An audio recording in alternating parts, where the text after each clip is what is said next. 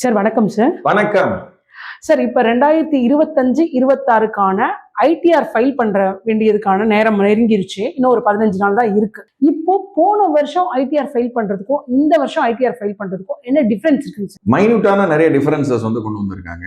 இப்போ முக்கியமா ஒரு 2-3 சொல்றேன். இப்போ இந்த வருஷம் நீங்க ஐடிஆர் 1 ஃபில்அப் பண்ணும்போது, அதாவது இந்த சம்பளதாரர்கள் அதுல அட்ரஸ் பிரைமரி அட்ரஸ், செகண்டரி அட்ரஸ்னு 2 அட்ரஸ் கொடுக்கணும்.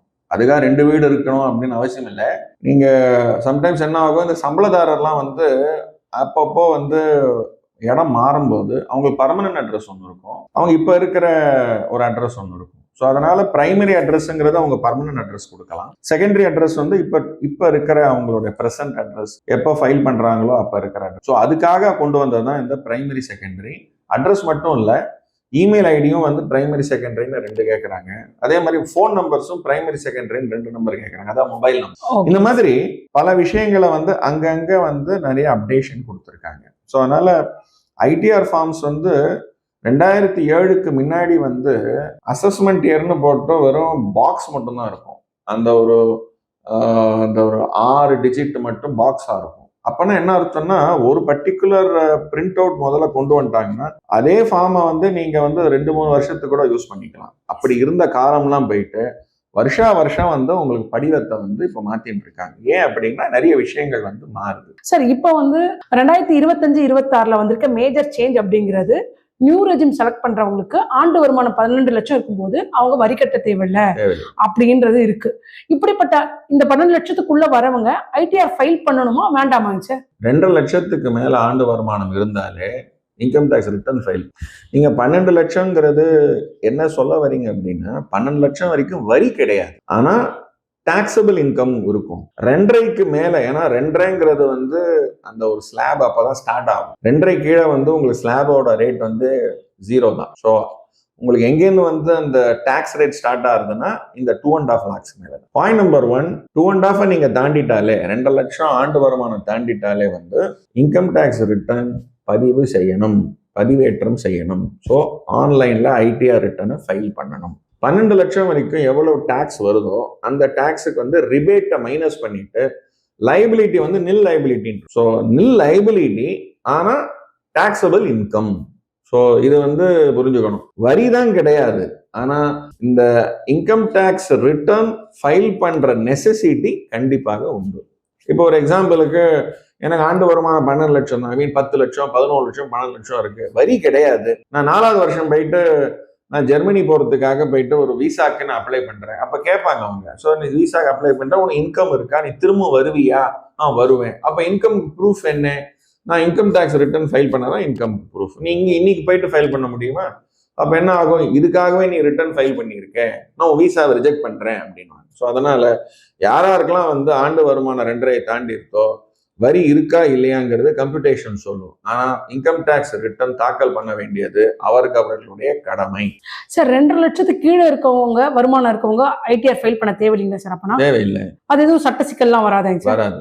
இந்த ஓல்ட் ரெஜிம் செலக்ட் பண்றவங்க 12 லட்சத்துக்குள்ள வருமானம் இருக்குன்னா அவங்களுக்கு எவ்வளவு டாக்ஸேஷன் வரும், எப்படிங்க சார் அது? சரி, அது சேவிங்ஸை பொறுத்து இருக்கு. ஏன்னா அவங்க லைஃப் இன்சூரன்ஸ் எடுத்திருக்கலாம், ஸோ பப்ளிக் ப்ராவிடன்ட் ஃபண்டில் சேவ் பண்ணியிருக்கலாம். மாதிரி நிறைய சேவிங் ஸ்கீம்ஸ்ல அவங்களுடைய பணத்தை இன்வெஸ்ட் பண்ணிருக்கு. ஸோ ஓல்டு ரெஜிம்ல இருக்கிறவங்களுக்கு அந்த பெனிஃபிட். ஸோ அவங்க கம்ப்யூட் பண்ணி தான் பார்க்கணும். நார்மலா ஒரு தம்பு ரூல் நான் சொல்றேன், ஒரு 30% ஸ்லாபுக்கு இருக்கிறவங்க ஒரு 8 லட்சத்துக்கு மேல சேவ் பண்ணா அவங்களுக்கு ஆக்சுவலா ஓல்டு ரெஜிம் பெனிஃபிஷியலா இருக்கும். 8 லட்சத்துக்கு கீழே சேவ் பண்ணா ஆக்சுவலா நியூ ரெஜிம் தான் பெனிஃபிஷியலா இருக்கும். ஏன்னா அந்த அரித்மெட்டிக் அப்படிதான் வேலை பண்ணும். ஸோ இது ஒரு தம்பு ரூல் மாதிரி நீங்க வச்சுக்கலாம். ஸோ அதனால மோர் த சேவிங்ஸ், இங்கிலீஷ்ல சொல்லணும்னா எவ்வளோக்கு எவ்வளோ அதிகமா நாம சேவிங்ஸ் செய்யறோமோ, ஸோ அப்போ நம்ம ஓல்டு ரெஜிம் போறது சாத்தியக்கூறுகள் பெட்டரா இருக்கும். ஓகேங்க சார். சார், இப்போ நிறைய ஃபார்ம்ஸ் இருக்கு வருமான வரி தாக்கல் பண்றதுக்கு, ஐடிஆர் 1, ஐடிஆர் 2ன்ட்டு. இதுல எந்த ஃபார்மை யார் எப்படி செலக்ட் பண்ணணும்? ஒருவேளை இந்த ஃபார்ம்ல ஏதாவது சின்னதா தப்பு பண்ணா என்ன சிக்கல் வருங்க சார்? தப்பான ஃபார்ம் செலக்ட் பண்ணா உங்களுடைய இன்கம் டேக்ஸ் ரிட்டர்ன் பதிவேற்றம் செய்யவில்லை அப்படின்னு அர்த்தம். அப்போ கரெக்டான ஃபார்ம் எப்படி செலக்ட் பண்ண? ரொம்ப சிம்பிள். இதை பத்தி ரொம்ப ஆராய்ச்சியெல்லாம் பண்ணி மண்டையை உடச்சுக்க வேண்டாம். ஸோ எப்படி, ஏன்னா சம்பளதாரர்னு வச்சுக்கோங்களேன், 1ஆம் நம்பர் ஃபார்ம் தான். ஸோ நான் சம்பளதாரர், எனக்கு கொஞ்சம் கேபிட்டல் கெயின்ஸும் வருது, அதாவது மூலதன ஆதாயமும் வருது அப்படின்னா மூலதன ஆதாயம் டாக்ஸபிள் மூலதன ஆதாயமா இருக்கு. அப்போ நீங்க 2ஆம் நம்பருக்கு போகலாம். ஸோ சிம்பிளா சொல்லணும்னா சம்பளம் மட்டும் இருக்கு, நான் வந்து கேபிட்டல் மார்க்கெட்ல நான் வந்து விளையாடலை, எனக்கு மூலதன ஆதாயமே கிடையாது, ஷார்ட் டேர்மும் கிடையாது, லாங் டேர்மும் கிடையாது அப்படின்னா ITR 1 தான். ஸோ சம்பளமும் இருக்கு, மூலதன ஆதாயமும் இருக்கு அப்படின்னா நீங்க ITR 2க்கு போகலாம். இந்த எனக்கு வந்து நடுவில் இந்த ஹவுசிங் லோன் இருக்கு அப்படின்னா நீங்க அந்த பெனிஃபிட் கிளைம் பண்றதுக்கு 1 யூஸ் பண்ணிக்கலாம், 2 யூஸ் பண்ணிக்கலாம். ஓகே, நம்ம இதுல எனக்கு வியாபாரமும் சிலது பண்றேன். ஸோ நான் வந்து ப்ரொஃபஷனல் இன்கம் இருக்கு. ஸோ நான் ஆர்கிடெக்டா இருக்கேன், நான் வந்து டாக்டரா இருக்கேன், நான் இன்ஜினியரா இருக்கேன், ஸோ நான் ப்ரொஃபஷனலா இருக்கேன். ஸோ அப்போ பிசினஸ் பண்றேன். ஸோ இந்த பிசினஸ் பண்றவங்களும் ப்ரொஃபஷன் பண்றவங்களுக்கு அவங்களுக்கு மூலதன ஆதாயமும் இருக்கலாம், ஸோ ப்ராப்பர்ட்டி இன்கமும் இருக்கலாம். ஸோ வியாபாரம் பண்றவங்களுக்காக கொண்டு வந்த படிவம் தான் ITR 3. இந்த ITR 3, 4க்கும் ஒரு சின்ன வித்தியாசம். சில பேர்லாம் வந்து கண்ணை மூடின்ட்டு நான் வந்து கணக்கே வச்சுக்கல, நான் வந்து பிளைண்டா நான் வந்து ஒரு இன்கமுக்கு நான் வந்து டாக்ஸை கட்டிடுறேன் அப்படின்னா அந்த ரீட்டைல் பிசினஸ்ல இருக்கிறவங்க. ஸோ நான் வந்து கிராசரி பிசினஸ் வச்சிருக்கேன், நான் வந்து ஃபார்மசி வச்சிருக்கேன், ஸோ நான் வந்து டெக்ஸ்டைல் பிசினஸ் வச்சிருக்கேன், ஸோ என்னோட டர்ன் ஓவர் வந்து கம்மியாக தான் இருக்கு, 1 கோடி இருக்கு, இல்லை அது கொஞ்சம் ஜாஸ்தியாக இருக்கு, ஸோ மாசத்துக்கு 10 லட்சம் டர்ன் ஓவர் பண்றேன். ஸோ அப்போ வந்து அவங்களுக்கு வந்து ஒரு தம்பு ரூல் மாதிரி கொடுத்துட்றாங்க. ஸோ நீங்க வந்து மொத்தமாகவே பேங்க்ல பண்றீங்கன்னா மொத்தத்தில் ஒரு 6%க்கு மல்டிப்ளை பண்ணி அதுதான் இன்கம்னு சொல்லிடலாம். ஸோ இப்போ என்னுடைய டர்ன் ஓவர் 1 கோடின்னு வச்சுக்கோங்க, எல்லாமே பேங்க்ல பண்றேன்னா 6% 6 லட்சம் ரூபா, 6 லட்சத்துக்கு வரியே கிடையாது. ஸோ இல்லை நான் கொஞ்சம் கேஷ் டிரான்சாக்ஷனும் வாங்குறேன் பண்றேன், அது 5%க்கு மேல இருக்கு அப்படின்னா அவங்க வந்து அது 8%. ஸோ அதனால நீங்க அதுக்கு வந்து படிவம் செப்பரேட்டா இருக்கு. அது ப்ரிசம்னா அசம்ஷன். ஸோ கணக்கே கிடையாது இன்னும் வருமானம் என்ன. ஏன்னா நீங்க வந்து வியாபாரம் பண்ணா கண்டிப்பா பர்ச்சேஸ் இருக்கும், செலவு இருக்கும், வாடகை இருக்கும், இதுக்கெல்லாம் நீங்க வந்து இது வச்சுக்கணும். ஸோ அவங்களுக்கு இந்த ஸ்மால் வியாபாரிஸ், ஸோ ஸ்மால் பிசினஸ்மேனுக்காக கொண்டு வந்த இந்த படிவம் தான் ITR 4. ஸோ நீங்க ஒரு ரெகுலர் வியாபாரி புஸ்தகம்லாம் வச்சுட்டு இருக்கீங்க அப்படின்னா ITR 3. நீங்க வந்து ஸ்மால் வியாபாரி புஸ்தகமே வச்சுக்கல, ப்ரிசம்ஷன்ல போறீங்க, அசம்ஷன்ல வந்து இன்கம் கால்குலேட் பண்ணி கால்குலேட்டர் அப்படியே எழுதுறீங்க, டப்புன்னு மல்டிப்ளை பண்றீங்க தான் வருமானம் சொல்லிட்டு. ஸோ 12 கூட இருந்ததுன்னா டாக்ஸ் கிடையாது, 12 கீழே இருந்தாலும் நான் வந்து ரிட்டர்ன் தாக்கல் பண்ணணும், தாக்கல் பண்ணி டாக்ஸ் இல்லைன்னு சொல்லுங்க, தப்பே கிடையாது. இப்போ பிசினஸ் பண்றவங்க புக்கே இல்லாம டாக்ஸ் ஃபைல் பண்ண முடியுமாங்க சார்? அதுதான் சொல்றேன். நீங்க வந்து உங்களுடைய டர்ன் ஓவர் வந்து இந்த 2 கோடி கீழே இருக்கிறவங்களுக்கு மட்டும்தான் அது உண்டு. நான் வந்து மாசத்துக்கு வந்து 20 லட்சம் ரூபா நான் வந்து டர்ன் ஓவர் பண்றேன், அப்ப நான் எவ்வளவு ஆகுது? 2 கோடி 40 லட்சம் ரூபாய் ஆயிடுது. ஸோ நீங்க புஸ்தகம் கண்டிப்பா மெயின்டைன் பண்ணணும். ஆக்சுவலி சட்ட பிரகாரம் என்ன சொல்லுதுன்னா வருஷத்துக்கு நீங்க வந்து இந்த 10 லட்சத்தை தாண்டிட்டீங்கன்னா ஸோ புஸ்தகம் கண்டிப்பா மெயின்டைன் பண்ணணும்னு சொல்லுது. இந்த ப்ரிசம்டிவ்க்கு மட்டும் அந்த விதிவிலக்கு. அதுவும் நீங்க வந்து அவங்க சொன்ன அந்த தம்புரூலோட இன்கம் டிக்ளேர் பண்ணிட்டீங்கன்னா கேள்வி கேட்க மாட்டேன், அதுக்கு மேலேயும் டிக்ளேர் பண்ணணும். நீங்க அது கீழே டிக்ளேர் பண்ணணும்னா புஸ்தகம் வேணும், ஆடிட் பண்ணணும். ஓகேங்க சார். சார் இப்போ வந்து ஓல்டு ரெஜிம், நியூ ரெஜிம்னு 2 டாக்ஸ் ஃபார்ம் இருக்கு. இதுல வந்து அவங்கவங்க விருப்பத்துக்கு ஏற்ற மாதிரி போறாங்க. ஒருவேளை போன வருஷம் நியூ ரெஜிம் இருந்துட்டு இந்த வருஷம் ஓல்டு ரெஜிம் போறாங்க, அல்லது போன வருஷம் ஓல்டு ரெஜிம் இருந்துட்டு இந்த வருஷம் நியூ ரெஜிம் போறாங்க. அப்படின்னா இதை செலக்ட் பண்றதுக்கு முன்னாடி அவங்க என்னென்னலாம் கவனிச்சுட்டு செலக்ட் பண்ணணும் சார்? அதுக்கு ஏதாவது ரூல் இருக்காங்க சார்? இதெல்லாம் இருந்தா நீங்க ஓல்டு ரெஜிம் போகலாம், இதெல்லாம் இருந்தா நியூ ரெஜிம் போயிடலாம் அப்படின்ட்டு. கண்ணை மூடிட்டு நீங்க எந்த படிவத்தை செலக்ட் பண்ணாலும் நீங்க நியூ ரெஜிம் தான் வந்து டிஃபால்ட் ரெஜிம். ஸோ நீங்க நியூ ரெஜிம்ல இருந்து ஓல்டு ரெஜிம் போனோம்னா அதை பத்தி நான் யோசிக்கணும். ஸோ நீங்க ஓல்டு ரெஜிம் போனோம்னா யூ ஹேவ் டு ஆப்ட். நீங்க ஆப்ட் அவுட்னு பேர் அதுக்கு. எனக்கு வந்து எனக்கு நியூ ரெஜிம் வேண்டாம், நான் வந்து ஓல்டு ரெஜிமுக்கே நான் போறேன் அப்படின்னு சொல்லிட்டு ஒரு படிவத்தை ஆன்லைன்ல ஃபைல் பண்ணணும். ஸோ அதுக்கு பேர் வந்து ஃபார்ம் நம்பர் 10 IEA அப்படின்னு ஒரு ஆன்லைன் ஃபார்ம் இருக்கு. அதை ஃபைல் பண்ணிட்டு அதனோட அக்னாலஜ்மெண்ட்டை இங்க நீங்க சொல்லணும், நான் வந்து இந்த ஓல்டு ரெஜிமுக்கே நான் போறேன் அப்படின்னு சொல்லிட்டு நீங்க அதுக்கப்புறம் ITR ஃபைல் பண்ணணும். ஸோ அதனால ஓல்டுல இருக்கேன் நியூ வரணும், நியூல இருக்கேன் ஓல்டுக்கு போகணும் அப்படி மாதிரி கன்ஃபியூஸ் பண்ணிக்கிறீங்க. நீங்க எப்பவுமே நியூல தான் இருக்கீங்க, எல்லாருமே நியூல தான் இருக்கும். ஸோ நான் ஓல்டுக்கு போனோம்னா மட்டும்தான் நான் தாண்டணும், அதர்வைஸ் நான் எப்பவுமே நியூ தான். ஓகேங்க சார். சார் இப்போ வருமான வரி தாக்கல் செய்யும் போது ஆனுவல் இன்ஃபர்மேஷன் ஸ்டேட்மெண்ட்ல ஃபார்ம் 26 AS, ஃபார்ம் 16 TDS விவரங்களை எப்படி ஒப்பிட்டு சரிபார்க்கணும்? இதுல பல பேர் செய்யற தப்பு என்னங்க சார்? அதை பார்க்காமலே ரிட்டர்ன் ஃபைல் பண்றது தான் தப்பு. அதை பார்க்கணும், ஏன்னா அது உங்களுடைய ஃபைனான்சியல் ஜாத்தகம், அது ஓகே, உங்களோட ஃபைனான்சியல் ஹாரஸ்கோப். ஸோ உங்களுடைய பயோடேட்டா மாதிரி உங்களோட ஃபைனான்சியல் பயோடேட்டா. ஸோ நீங்க என்னென்ன டிரான்சாக்ஷன்ஸ், முக்கியமான டிரான்சாக்ஷன்ஸ் பண்ணியிருக்கீங்க. ஃபார் எக்ஸாம்பிள், ஒரு ப்ராப்பர்ட்டி வாங்கியிருந்தீங்க 30 லட்சத்துக்கு மேல, அதுவும் அதுல வந்துடும். ஸோ மியூச்சுவல் ஃபண்ட்ல இன்வெஸ்ட் பண்ணியிருப்பீங்க 2 லட்சத்துக்கு மேல, அதுவும் வந்திருக்கும். ஸோ நீங்க இன்வெஸ்ட்மெண்ட் பண்ணியிருப்பீங்க, ப்ராப்பர்ட்டி வாங்கியிருப்பீங்க, ப்ராப்பர்ட்டி வித்திருப்பீங்க. ஸோ உங்களுடைய வருமானங்கள், ஸோ அது வந்து சம்பளமா இருக்கலாம், இல்லை உங்களுக்கு ஏதாவது டிடிஎஸ் பிடித்த இன்கமா இருக்கலாம். இது எல்லாமே வந்து அதுல வரும். ஸோ அதனால நான் வந்து நேர இன்கம் டேக்ஸ் ரிட்டர்னை எடுத்து நான் வந்து ஃபில்அப் பண்ணி அப்லோட் பண்றேன்னு செய்யக்கூடாது. ஸோ முதல்ல செய்ய வேண்டியது என்னன்னா, உங்களுடைய பேன் லாகின்ல உள்ள போயிட்டு இந்த 26AS ஃபார்ம் படிவத்தை நீங்க டவுன்லோட் செய்யணும். இது வந்து இதான் கடைசி வருஷம். ஏன்னா அடுத்த வருஷத்துல இருந்து டாக்ஸ் இயர் ஆயிடும். இந்த ஃபார்முக்கு வேற நம்பர். ஸோ நம்ம அந்த வருஷம் நீங்க இதே மாதிரி நீங்க இன்டர்வியூ எடுக்கும் போது அப்ப நம்பர் சொல்றேன், இப்ப நம்பர் சொல்லி எதுக்கு நம்ம கன்ஃபியூஸ் பண்ணோம். ஸோ இந்த 26AS நீங்க டவுன்லோட் பண்ணீங்கன்னா அதெல்லாம் உங்களுடைய சரித்திரம். ஸோ உங்களோட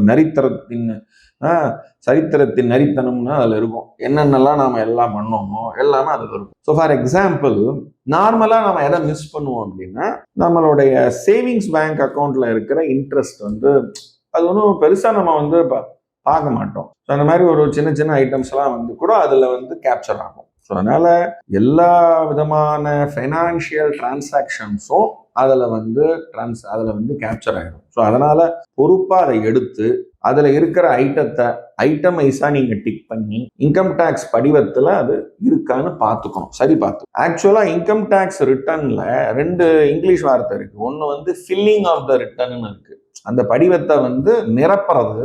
இன்னொன்னு படிவத்தை வந்து பதிவேற்றம் செய்யறது, அதாவது ஃபைலிங். இது ரெண்டுத்துல எது வந்து ரொம்ப ஈஸியான வேலை அப்படின்னா பதிவேற்றம் செய்யறது தான். ஸோ ஃபைலிங் அதாவது ஐடிஆர் ஃபைலிங்கிறது தான் மோஸ்ட் ஈஸியஸ்ட் ஜாப்.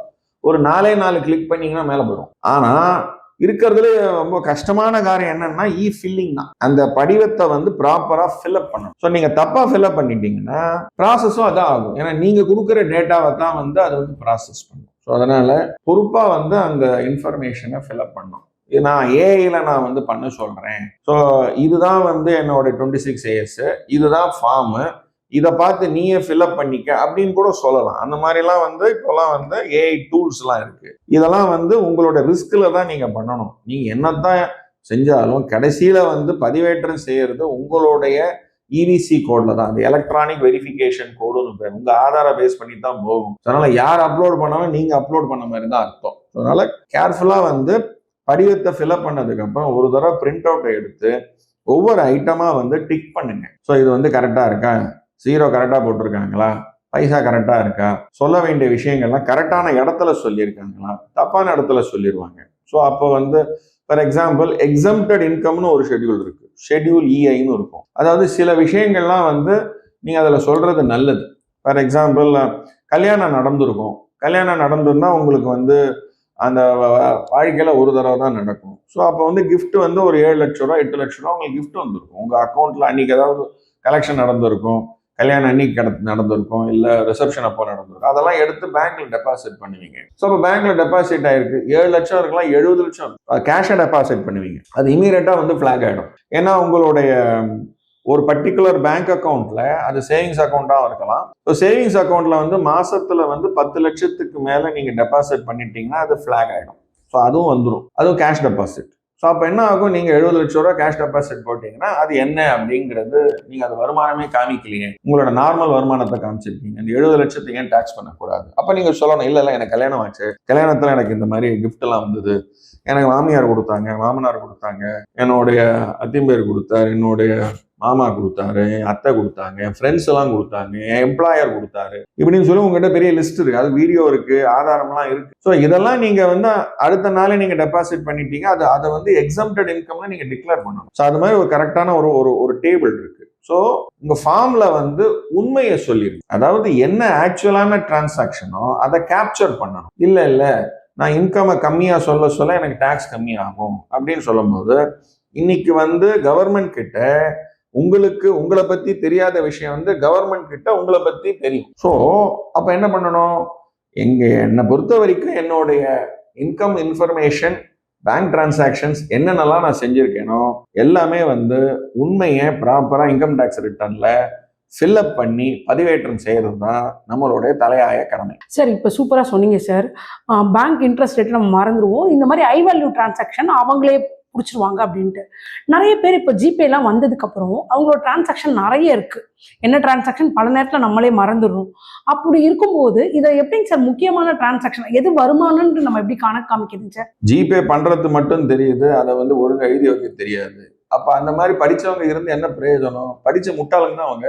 நான் ஜிபேல டிரான்சாக்ஷன் பண்ணுவேன், நான் எதுன்னு எழுதி வைக்க மாட்டேன்னா அப்ப அவங்களை என்ன சொல்றது? படிச்ச முட்டாளுங்க தான். இல்ல இதனால ஏதாவது சிக்கல் வருமானு கேக்குறீங்க? கண்டிப்பா. நீங்க டிரான்சாக்ஷன் பண்ணுவீங்க, அந்த டிரான்சாக்ஷன் என்ன நீங்க சொன்னீங்கன்னா டிபார்ட்மெண்ட் நம்பணும்னு அர்த்தமா? இல்ல நம்புமா? அது எப்படி நம்பும்?